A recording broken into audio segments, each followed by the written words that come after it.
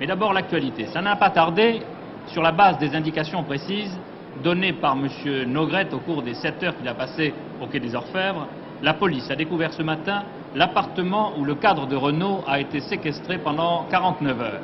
C'est dans un immeuble du 15e arrondissement de Paris, peut-être rue Le Courbe. Le 15e arrondissement est en tout cas pratiquement depuis ce matin en état de siège pour exploiter les indications livrées par M. Nogrette. La police se montre extrêmement discrète sur les différentes phases de l'enquête en cours.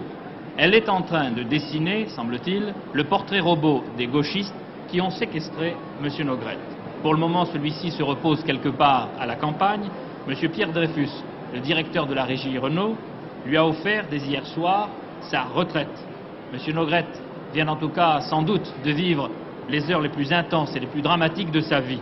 Le voici hier soir à son retour chez lui en compagnie de son épouse. Bien, mes premières impressions, j'ai mal à bien les classer, voyez-vous.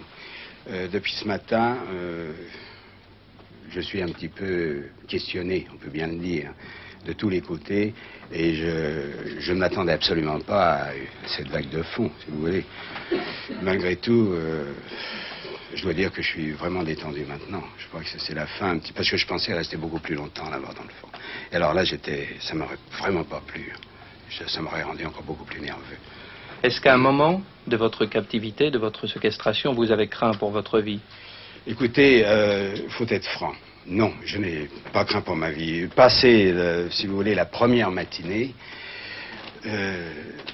j'ai senti le ton, j'ai vu les jeunes, durs, mais néanmoins, je ne pensais pas. Voyez-vous, ils ont même eu des attentions, puisqu'en fouillant dans mes papiers, ils ont trouvé une certaine feuille de régime qui n'était qu'encore que formulée de la veille par un médecin, et ils ont cherché, m'ont acheté des biscottes sans sel, vous voyez, ils ont été tout de même, on peut dire, ils ont une certaine attention et correcte.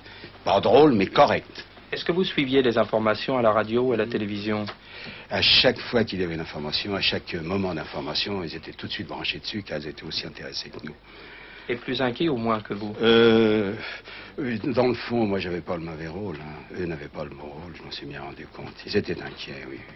Inquiets, mais ne le faisant pas trop sentir, mais ça se sentait.